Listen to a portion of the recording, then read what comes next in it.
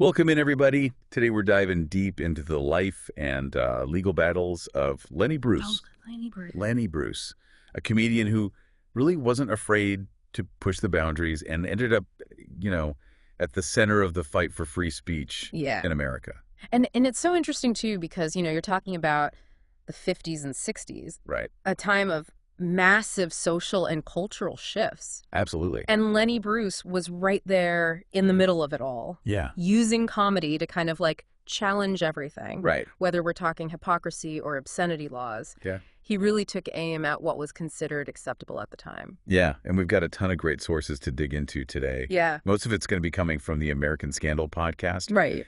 Which paints a really, really vivid picture of his career and the legal battles that he faced. And what those sources do so well is highlight this tension that's always existed between artistic expression and what society, or at least the authorities, are willing to tolerate, know? Yeah, absolutely. Off that line.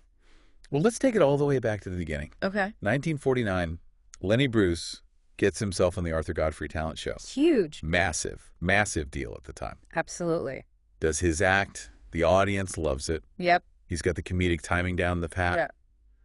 Steps off stage. Yeah. Throws away his bow tie. Huh. Doesn't feel like he was him. Okay, that's what's so interesting. Yeah. That act, that persona, it felt constricting to him, almost like he had to put it on to achieve that mainstream success. Right. But it wasn't the kind of comedy that he really wanted to do. Right. So he rejects those mainstream expectations. Yeah. And heads to the LA burlesque scene in the 1950s. Oh, yeah. Very different world. Smoky clubs. Yeah. Late nights. A much raw, more uncensored style of entertainment. Yeah, that's where Lenny Bruce really found his voice. Right. Yeah. It is a raw. In those clubs. Yeah. And we can't forget Honey Bruce. Right. His wife. Dancer. Who was a dancer. And she became, increasingly concerned as his act became more provocative. Right.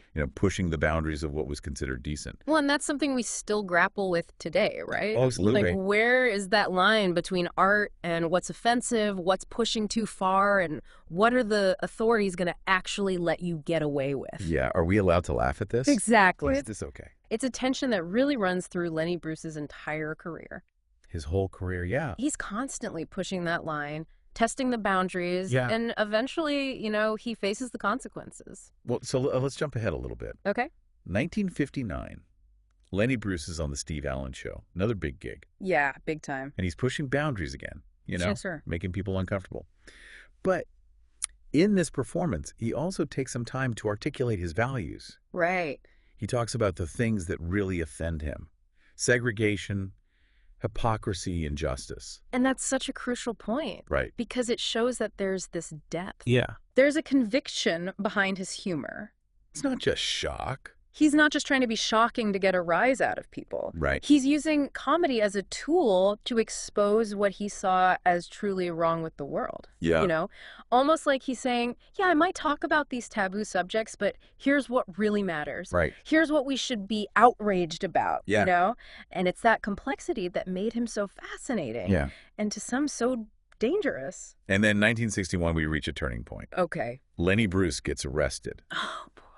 In San Francisco. San Francisco. He's performing at a club called the Jazz Workshop, doing his act, and boom, he's busted for obscenity. What's so interesting about this incident is the interaction between Lenny Bruce and the arresting officer. Right. He actually goads the officer to say the bad words out loud. He does. Yeah. Highlighting the absurdity of the whole situation. It's like, why are we so scared of these words? Right. Why do they have so much power over us? Yeah, and this arrest wasn't just about Lenny Bruce. No, it wasn't. It signaled a shift in how authorities viewed comedic satire. Right. Could humor be a valid form of social critique? Can you make these points? And if so, where are the boundaries? Yeah, where's that line? Yeah, it raised a lot of questions that were at the heart of the free speech debate. It did, and unfortunately, it also marked an escalation in the attempts to silence him. Oh, yeah. He was becoming too much of a threat to the status quo. So dangerous. Too dangerous. So fast forward a few years. Okay. 1964, New York City. The Big Apple. Lenny Bruce is performing a Cafe Au Go Go, very hip spot. All right. There's an undercover cop in the audience. Oh, boy. Meticulously taking notes. Wow. And at the end of the night, not only is Lenny Bruce arrested, but so are the club owners. So now the scope of these charges has expanded. All right, it's not just Lenny Bruce anymore. It's about those who provide him with a platform. Yeah. And that raises the stakes for everyone involved. It does. And this is where Ephraim London enters the picture. Okay. Ephraim London. Lenny Bruce's lawyer. Right. And a renowned First Amendment champion. Yeah, champion of the First Amendment. And it's important to remember that the First Amendment to the U.S. Constitution guarantees freedom of speech, but the interpretation of what constitutes obscene speech, which isn't protected, has always been debated. Always been debated. And London was right in the middle of that debate. What's really interesting is that London didn't even particularly like Lenny Bruce's comedy, according to sources, but he saw this case as a fight worth having regardless of his personal taste. Wow. It was about the principle of free speech. The principle was what motivated him. A true defender of the Constitution. Absolutely. But on the other side, we have Assistant DA Richard Koo. Okay. Who seems absolutely determined to put Lenny Bruce away. Wow. He's building a case arguing that Lenny Bruce's act is obscene, offensive to public morals, and therefore criminal. And a key part of their legal tactic was these reel-to-reel tapes of Lenny Bruce's act. Okay. Tapes that he was forced to hand over. Oh, wow. The prosecution would isolate specific words and phrases, taking them out of context to make them seem as shocking as possible. Oh, really? Yeah. Wow. It's like, oh my gosh, did you hear what he said? Oh, I see. Yeah. Trying to paint him as just a menace to society. Exactly. You can imagine the judges' faces. Uncomfortable, maybe a little disgusted. Yeah. You know, but you have to remember this is a different era. Totally. What might seem tame to us today was considered utterly scandalous back then. Right. So the context is crucial to understanding the impact of his comedy and why he was facing such serious charges. So his fate is entirely in the hands of these three judges. Three judges. No jury. Just these three men who will decide whether he's guilty of obscenity or not. And you know what makes it even more fascinating is that Lenny Bruce doesn't just sit there quietly and take it. Right. He's constantly interjecting. Oh, really? Making jokes, challenging the judges. Oh, wow. It's like he can't help himself. Really? There's this manic energy to him, a defiance that both captivates and frustrates the court. And how much of that was genuine outrage versus performance? Was he playing the role of the persecuted artist? Yeah.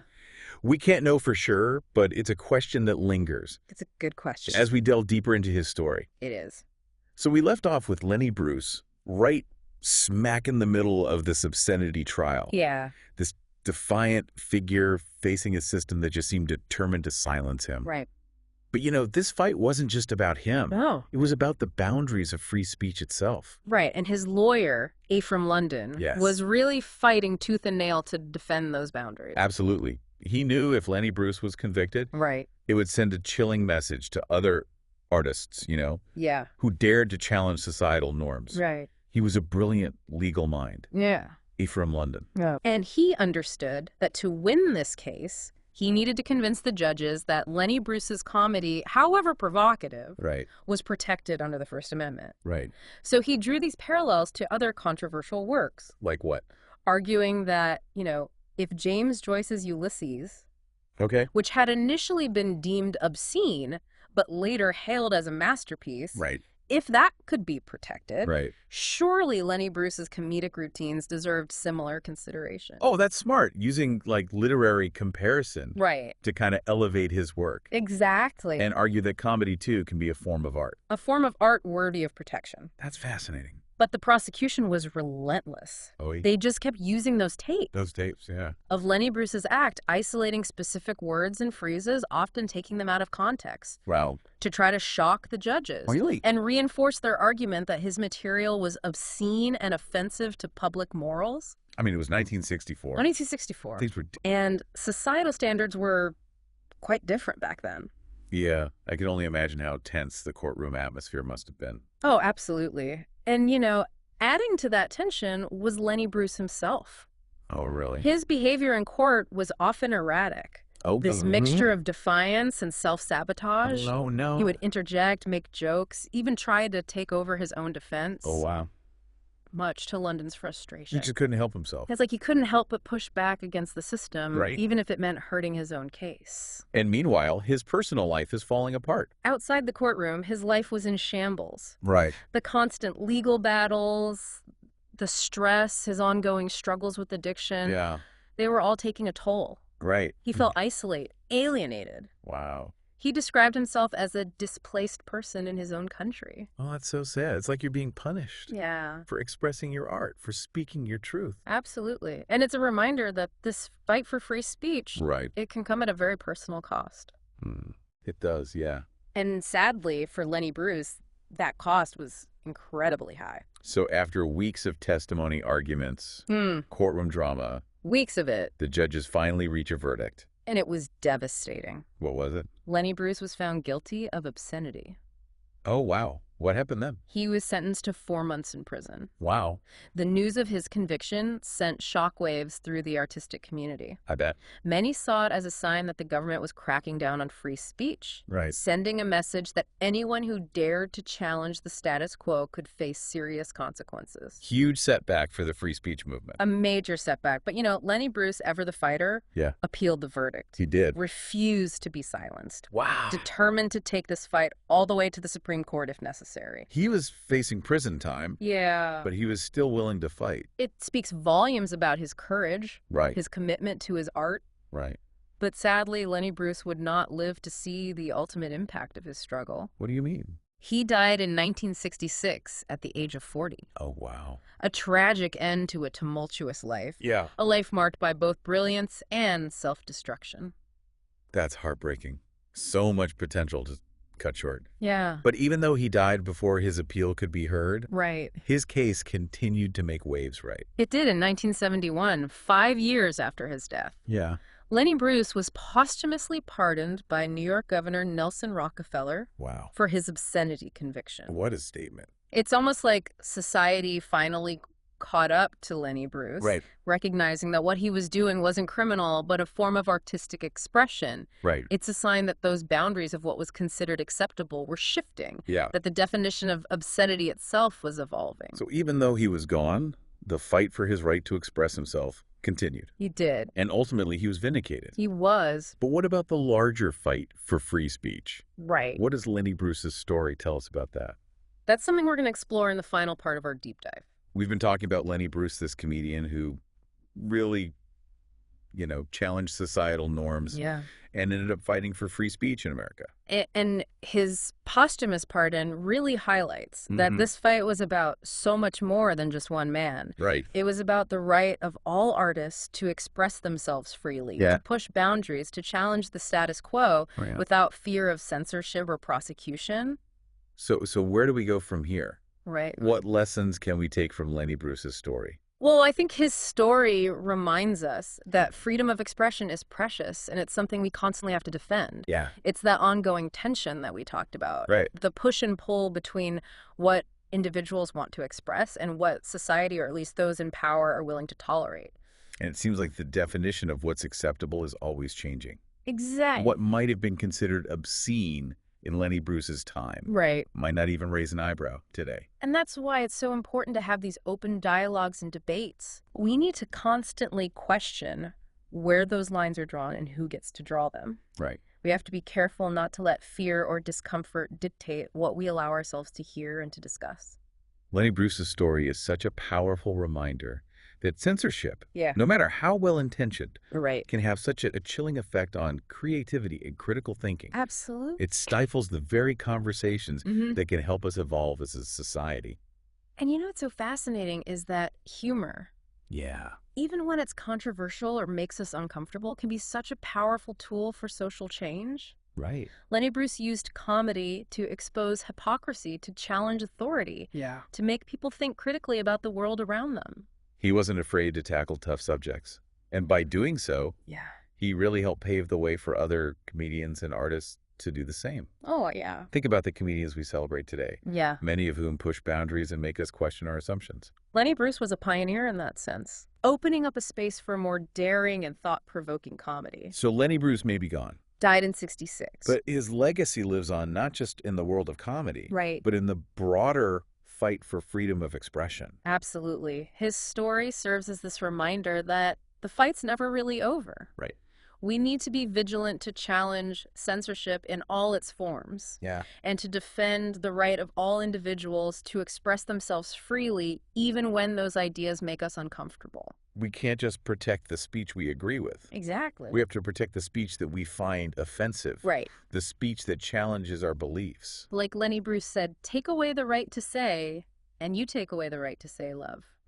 It's all connected. Powerful words. Yeah. And a powerful reminder that free speech is fragile. Yeah. And it requires constant vigilance. Constant defense. Absolutely. And his story is a testament to the courage it takes to stand up for what you believe in. Even when it's hard. Even in the face of adversity. Well, I hope our deep dive into Lenny Bruce's life and legacy has given you some food for thought. Lots to think about. It's a story that raises so many important questions about freedom of expression, the power of comedy, and the importance of standing up for what you believe in. Absolutely. And I would just encourage everyone listening to explore these questions further. Consider how Lenny Bruce's struggle resonates with the challenges that we face today. Right. And to think about, what you're willing to do to defend the right to free speech for everyone. Great stuff. Thanks for joining us, everybody. Absolutely. We'll be back next time with another deep dive into a topic that matters.